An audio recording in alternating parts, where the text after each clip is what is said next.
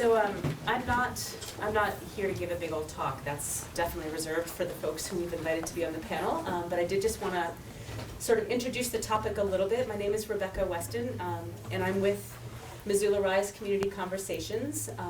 And the goal of this subgroup of Missoula Rise is to actually hold forums for really thoughtful, mindful discussion that doesn't always immediately have an action attached to it, but is instead about really thinking through the complexity of different issues as they come up in building progressive movements. And so our hope is that over time we can use these conversations to take on a number of different issues in the movement.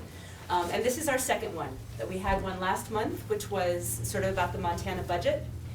And this one came up for reasons related to everything that's going on in the media around the Me Too, what started as the sort of the Me Too series of disclosures and events, basically.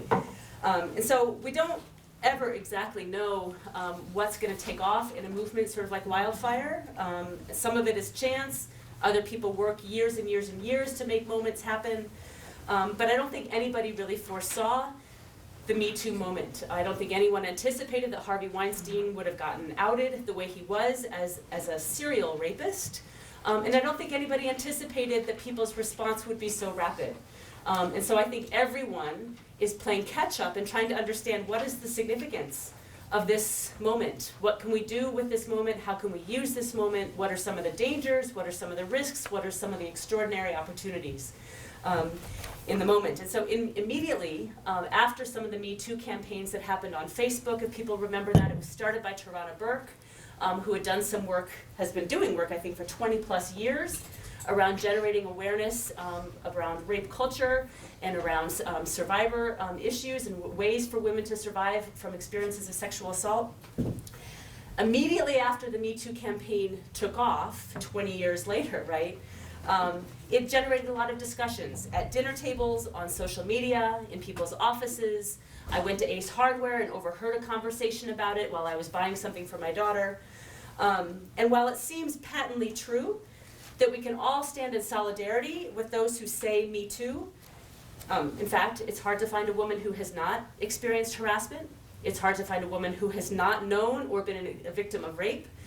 I don't think it's possible, at least it was not in my social world, to discuss this with anybody who did not have a fairly close degree of connection to the issue, either for themselves or people they love. So it's quite easy at some level to have solidarity for the Me Too movement. And at the same time, it's also true that especially over the last 7 weeks, ranges of debates and discussions have been happening. So beyond the solidarity response of Me Too, we're wanting to ask, what does this all mean? Without remotely diminishing the importance of these highly paid and mostly white actresses coming forward, how can we use this Me Too moment to gain greater awareness about what all this means for women who aren't white, who aren't wealthy, who aren't victims of highly visible and powerful men? What does it mean for women who are economically tied to the person who abused them, or the job that includes harassment on a daily basis? To the trans women whose identity is challenged on a daily basis? To the Native women who are missing and murdered at rates barely even acknowledged in the media? Beyond that, how do we use the Me Too movement to forward the cause of women's liberation, frankly, and to talk about sexism when there's a whole host of debates that have emerged? So, for example, what is the nature of masculinity? Is all masculinity brutal, as one article is submitting? Or is there such a thing as toxic masculinity that separates that? Where does that come from? Are people born with it? Is it something that people learn? Those are all the kinds of discussions that are starting to happen. Beyond that, people are asking, what happens if it's our side who's getting called out? There's been tremendous discussion about Franken. Certainly people agreed about Roy Moore, but what do we do about Al Franken? What do we do about the ranges of difference of opinions, about scales, about harm, all of those different kinds of questions that are starting to emerge? If they're not all the same, what do we do? How do we respond? How do we show accountability? What should the consequences be? Again, those are questions that are emerging all over the place beyond the simple solidarity of Me Too. As far as I'm concerned, these discussions are really vital, but they're not easy. And we tonight have several speakers who are going to be talking about a range of these issues to shed some light. Annabelle over here is going to be moderating, and I'll leave it up to her to talk about the way she intends to do so. But suffice to say, our goal is to create an honest space that can be both open and useful. Disagreement is encouraged, and discomfort at one point or another is likely. That's fine, and it's welcome. But shaming and interrupting and labeling are not okay. It does not usually produce a situation where people feel open to learning or discussing or sharing differing viewpoints. And we very much want this. This is an incredibly important moment, and we want to use it in a way that actually furthers our cause for social justice. So finally, before I introduce the speakers, I want to make a couple of announcements. First, we are dealing with issues that are quite frankly traumatic. As I just said, we have to assume that even in the room today, there are people who have potential for being triggered by some of the conversation. That is expected given the nature of what we're talking about, either directly or with people they love. So we need to be attentive to that as we talk in this space. At the same time, it's not therapy. And so we're going to be trying to walk that interesting line and careful line between really respecting people's safety, honoring that people may feel triggered, but at the same time, it's not going to be a personal space to start exploring the nature of what one has experienced internally. And in fact, we have a therapist here, Allison Cobb. Do you want to raise your hand? So if, for whatever numbers of reasons, you are feeling like the conversation is triggering you, that is expected and normal and okay. And you're encouraged to go talk to Allison if you want some space outside the room to sort of regather or do whatever you feel like you need to do to become present back in the room, because we would love your participation, but we don't want you to feel unsafe. So all of those things are certainly to be expected, and I want people to be mindful of that as they make their own contributions. Thirdly, with respect to MCAT and the press, we do want them here because we want the panelists to have a chance to have their message put out further. We also want any of the panelists who feel like they don't want to be videotaped to signify that, and that is okay, and they can turn off the recording. Is that cool? Sure. So does anybody here of the panelists have a concern about being videotaped for what you're going to be presenting? I love the camera. Okay. So that will be fine, but at the same time, the discussion itself will not be videotaped. We want this, again, to create a feeling of safety so that people can say whatever they feel like they need to say without worry that it's going to be held in perpetuity onward or aired in front of people that they don't actually see in the room today. So I'm going to ask you guys to shut that down during the conversation, and then it can come back up at the panel. And that said, afterwards, if you feel like interviewing people, you're welcome to obviously talk to anybody who wants to be interviewed. That's totally fine, fair game. And finally, we want this discussion to involve as many people as possible. We invited these panelists here because we feel like they have a lot of important viewpoints to offer and layers with which to explore the complexity of the issue of sexual violence. That said, I think everybody in the room has thoughts, and everybody in the room has had conversations and things to say, and we want this to generate that. And so the format of the conversation is going to be such that the panelists are going to speak on any number of these questions. Are people able to read the questions up there? Those are the 3 questions that we gave the panelists, and they will be able to use their time to address any or all of those questions, and then we're going to have it go back over to the audience, where Annabelle is going to be doing the moderating. And the panelists will be able to take part in that conversation, but we really want people to feel comfortable responding to each other and having a real discussion. And then at the end, the panelists will come back and sort of share what they would like to amplify in the conversation or bring forward in a way that they feel like they want to, that they want to amplify.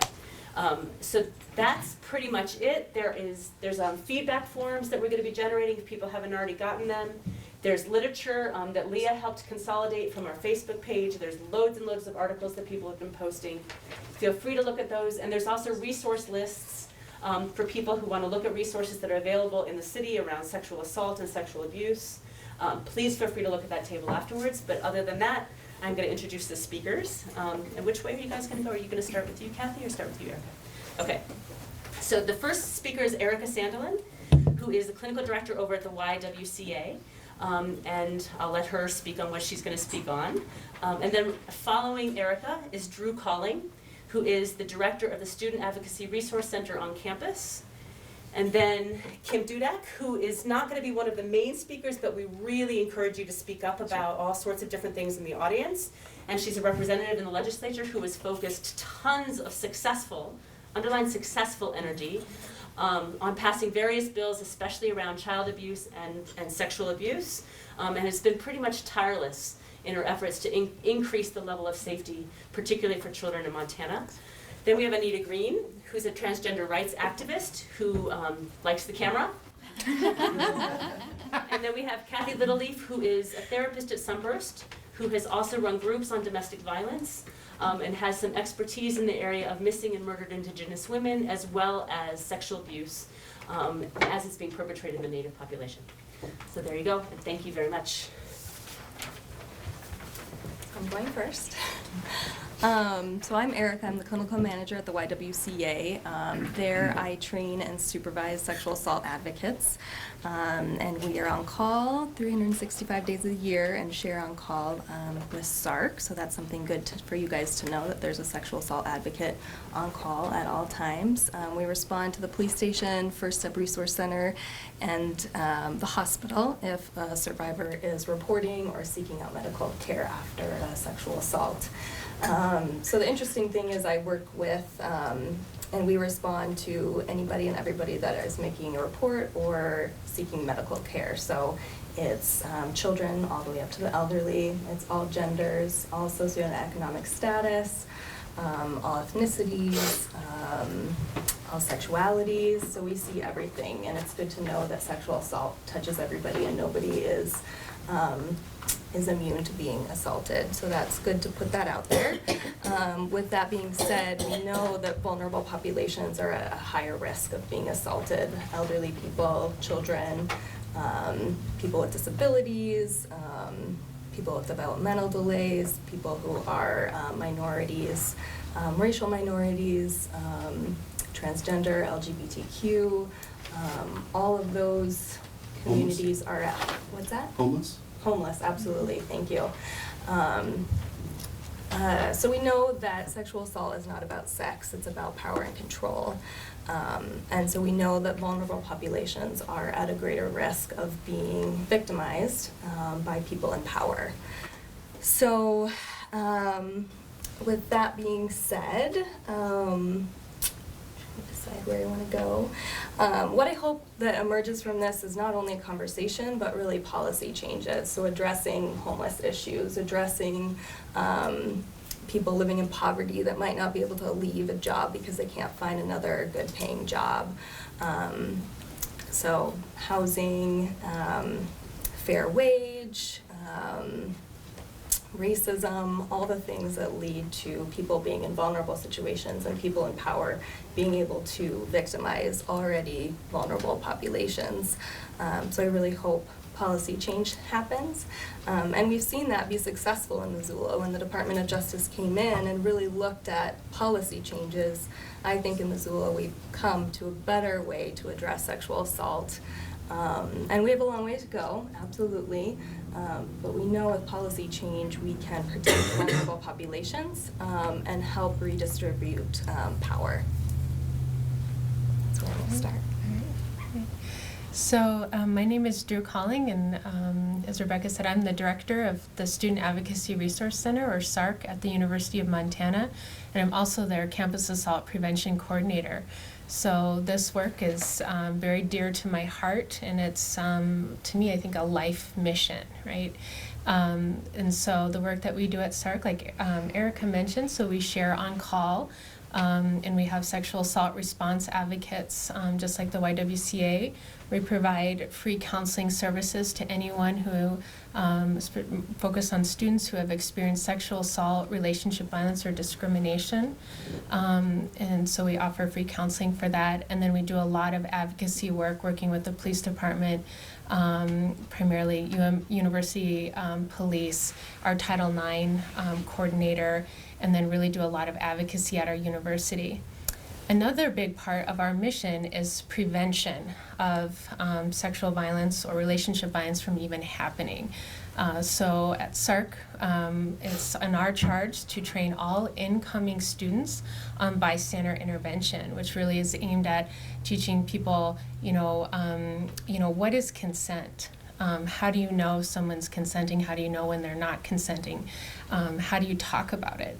What are our laws and policies around this? And then if you see something, or hear something, or you witness something that makes you uncomfortable, how do you intervene and help out, right? How do we all be this collective force for change, right? So that's a big focus of our office. I'm going to read some because that's the way I am.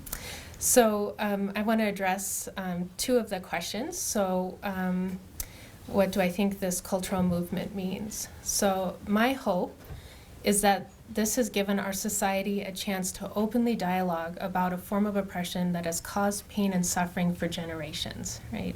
So I want to honor like my mother, my grandmother, all the women that have come before me. That's important. I also hope that it brings about the opportunity to learn new skills for truly listening to the experiences of victims and survivors, and then, importantly, acting together as a collective to institute positive change, right? So the first step is to acknowledge that this is happening, but that's not enough, right? There's a whole other step there where we actually have to make long-term changes and be strong enough to implement those, right? And so the question, since we know this is a significant problem, what will we do as a society to make positive changes, or what would we do here in Missoula to make these changes, right? So these are some thoughts I had, kind of my dreams about this. So what I would like to see is deep societal change where everyone has the right to live their lives without the threat or the experience of violence. To that end, what steps can we take? And so I'm going to use the lens of a South African proverb that says, if you want to go fast, go alone. If you want to go far, you go together. So to achieve change, we must do both, right? So some ideas to go fast, and though I'm sure all of you here will have your own great ideas too as the conversation unfolds. As our office would say, stay woke, right? That's like a common term we hear on campus. So stay up with what's going on, right?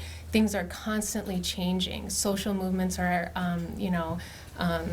building and changing and rediscovering, and so stay woke on what the current issues are. And really, I think at the heart of this is to listen to victim and survivor stories and know the truth of their experience and feel that resonance, right? And to that end, I would say a lot of times people can be nervous. I think when they engage in this social change, or nervous about hearing survivor stories, unsure of how to respond or how to help someone.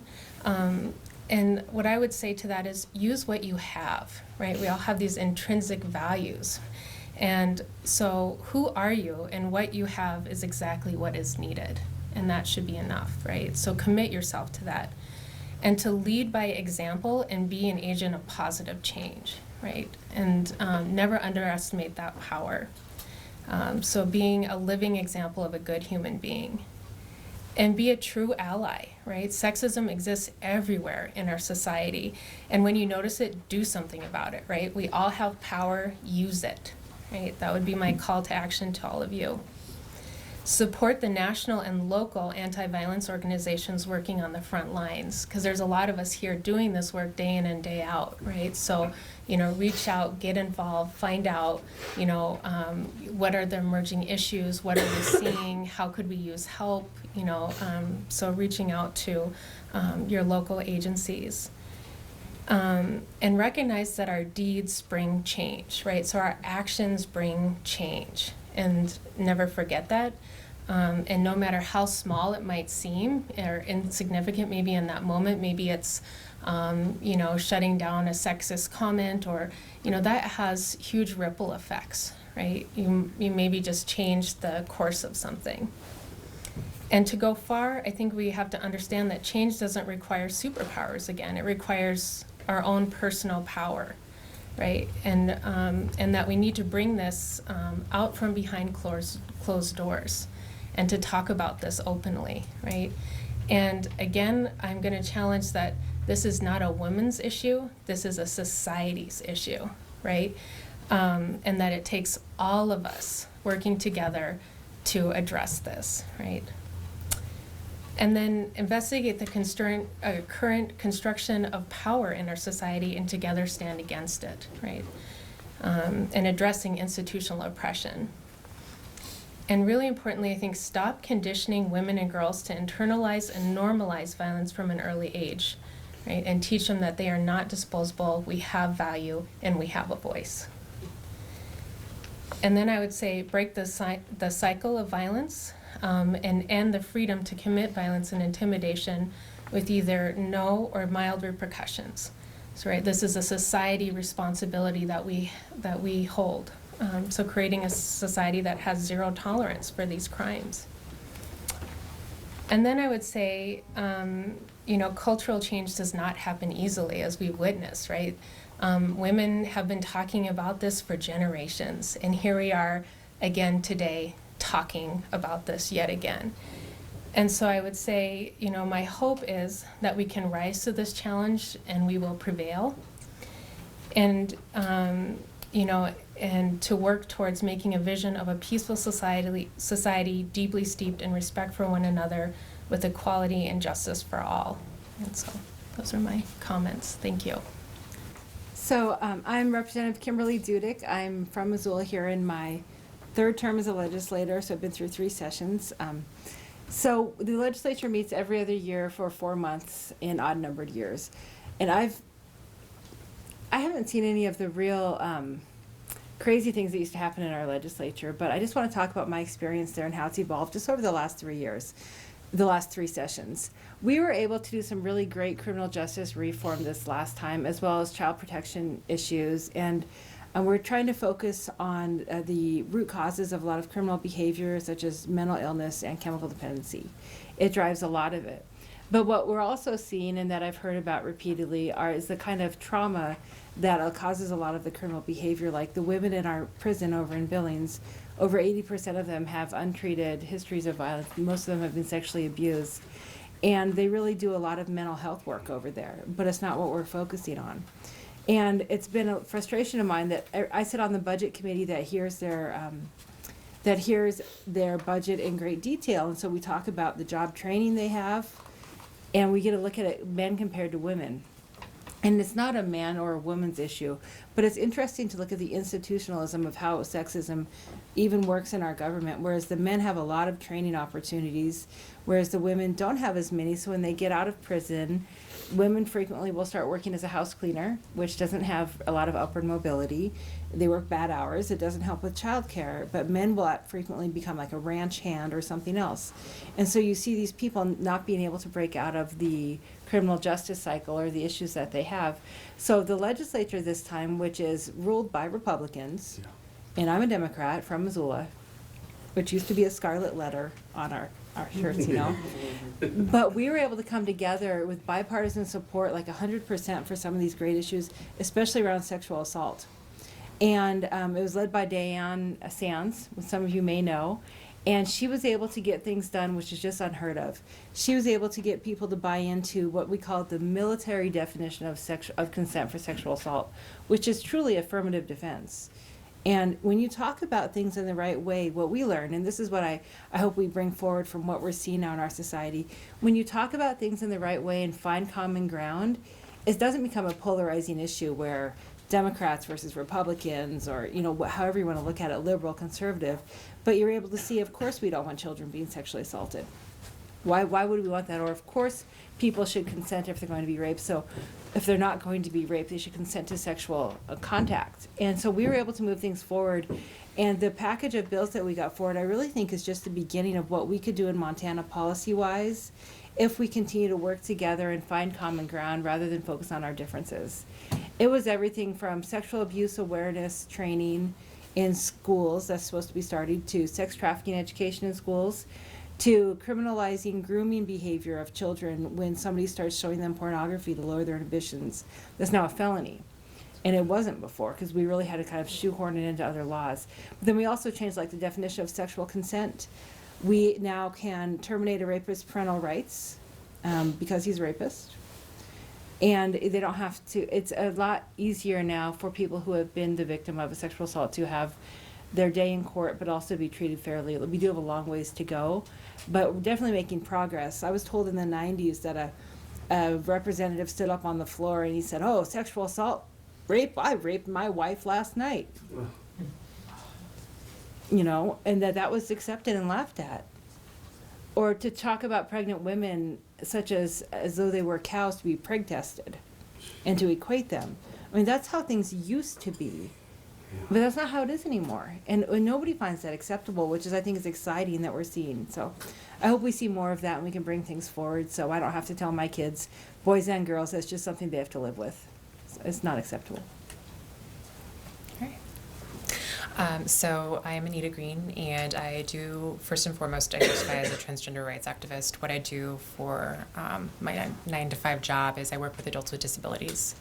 And I know that, like, we jokingly say that, like, I love the camera, but the reason that actually that I said that was because I don't have something that a lot of people do have, or some people have within the transgender community, and that's something called passing privilege.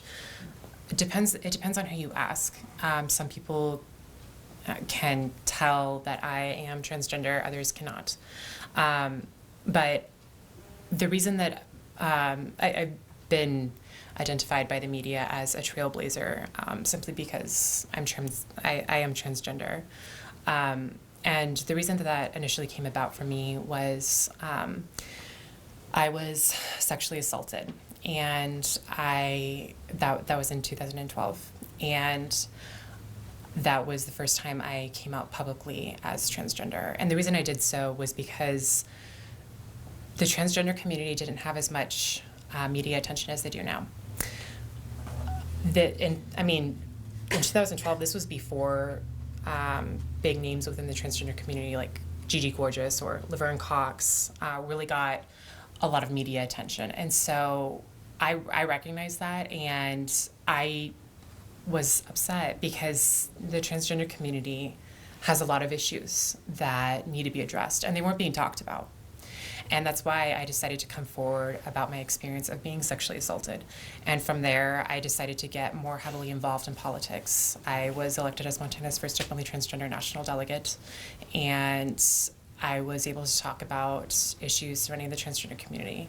And by the way, to date, that is the farthest that anybody in transgender has gotten politically. Hopefully that will change. We do have somebody who openly identifies as transgender, Amelia Marquez, who's running for Montana State Legislature in Billings. Hopefully she gets elected. I would be really honored to have her representing the transgender community. But apart from that, I did want to talk about passing privilege, which is something that isn't necessarily always talked about within the transgender community. And that's when somebody who identifies as transgender can pass through society without being clocked as transgender. Again, I recognize that I do have that to a certain extent. However, I don't have it as much as many other people within the transgender community have. And as a result of that, I have decided to be open about my transgender status, and I want to talk about issues like that. I really wanted to talk about how the first question, how has the issue of sexual violence and toxic masculinity affected you or the communities with which you identify? So I mentioned that I was sexually assaulted. That was in 2012. And I was sexually assaulted because of my transgender status. And I didn't really know of anybody who was transgender who had been open about that before, and that's why I decided to come forward about my story publicly. And toxic masculinity definitely played a role. I wasn't out as transgender, but the man that I I was at a club and we were dancing, and eventually we started kissing, and then he grabbed my crotch, and he discovered that I was preoperative at the time, meaning I had male genitalia. I generally don't like to talk about that publicly, but that is something that I do now, because that goes into privilege. Whether or not somebody has had gender confirmation surgery, that's definitely a privilege, and I'll tell you why. Because that costs about $20,000 in order to have that done, and that's something a lot of transgender people don't have. And if you don't have gender confirmation surgery, toxic masculinity can certainly affect you harmfully, and in a very harmful way. It's also affected me and my dating life, because when you mention to somebody that you are transgender, they're turned off by that. Oftentimes, I identify as straight and I'm strictly attracted to men, and I'm in a very happy and healthy relationship now. But navigating the dating world as a transgender person is something that's very, very hard, especially when you live in Montana, because we have a very closed-minded community. Yes, Missoula is fairly progressive, and oftentimes I would run into people who would say that they tolerate the transgender community, but I hate that word. That's not okay. That's not okay with me to be tolerated. I want to be accepted. And I have, since I was sexually assaulted, had gender confirmation surgery. And I talk about that more as an educational experience. This is the first time I've ever publicly talked about having gender confirmation surgery, but I think that it's important to talk about that, to educate people about the privilege that some people have. And I know that people always have questions for transgender people, and I'm open to having a conversation so that I can educate people on that. So I hope that people do ask questions about that. I don't like it when people focus everything around transgender people, like regarding their genitalia. But again, I'm here to educate, and I am open to answering any questions that people have about that. So that's why I throw that out there.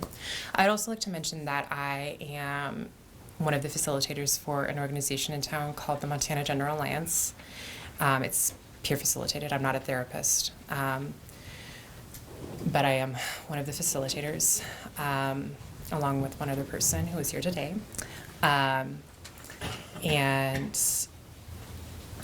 So I just wanted to mention that. And if anybody has any questions for me, please feel free to ask. And if you think it's too personal, that's okay. You can ask me personal questions. If I think it's too invasive, I'll just let you know.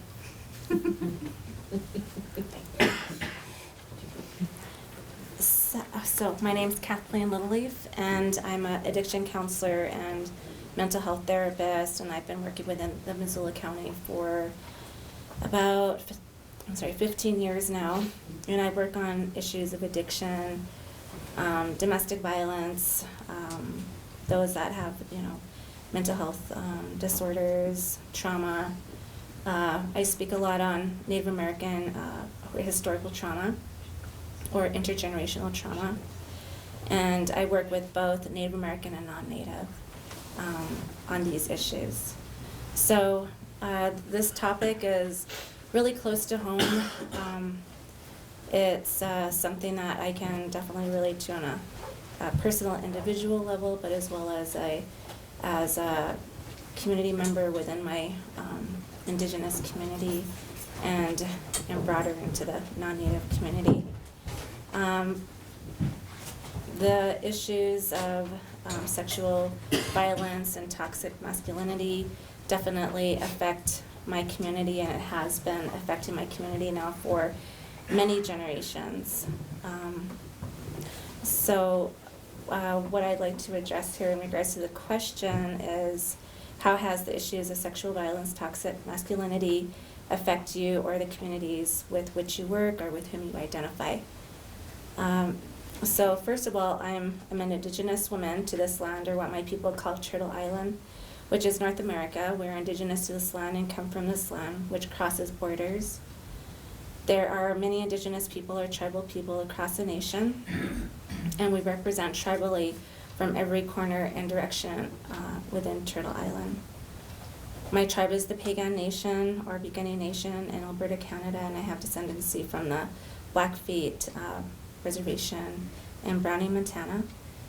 And as an Indigenous person or woman, I relate very well to the pain and suffering of issues of sexual violence, trauma, and what I will be acknowledging for sure here would be that intergenerational trauma, because that's that generations of hurt that's been passed down from one generation to the next. So my Indigenous community has been affected by toxic masculinity for generations. Culturally speaking, toxic masculinity and sexual violence is not part of our culture. Historically speaking, each person before colonization within the tribe or clan had a role.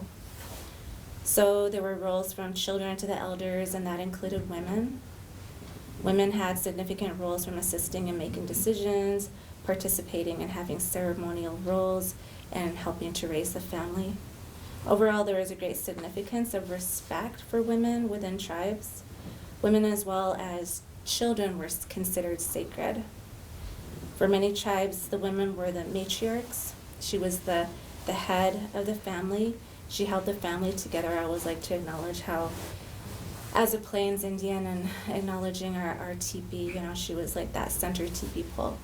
She held the family up. Today, we still see the families with this same kind of matriarch role, and usually regard her within many families, the grandmother. She's our grounding force. Women have a connection to the earth, as we see the earth as our earth mothers. She is the provider, the giver of life, and this idea is reflected upon all women. She's life giver, she's sacred. I believe through colonization and Western or colonial views plays a part in the significant violence against Indigenous women. Views such as male dominance, power and control.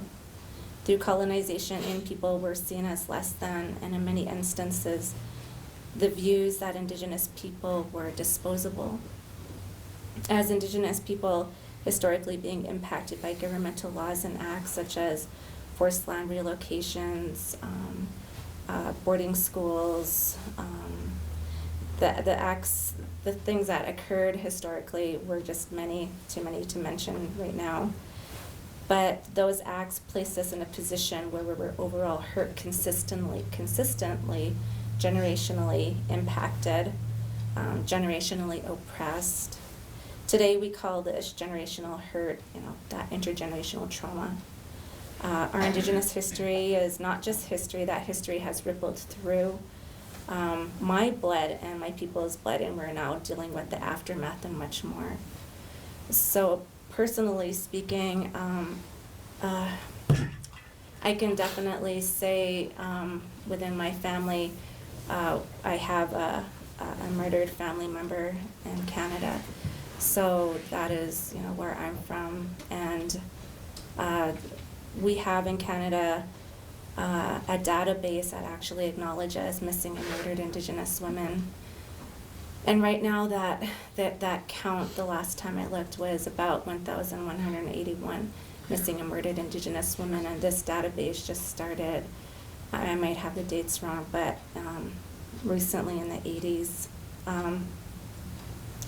So as an Indigenous woman myself, the bigger society historically has placed negative stigma on me, but as well as on other Indigenous women. So when the issues come up that there is a missing or murdered Indigenous woman, a lot of the time we have to deal with protecting our loved one we have to defend their honor because many a time there's a victim blaming, and it has happened very regularly. So it's hard. It's hard. It's emotional, and it's just a consistent trauma issues that, you know, when we are put in that position, it really does hurt. I feel that as an Indigenous woman, I've had to work harder to gain respect of the broader society as an Indigenous woman.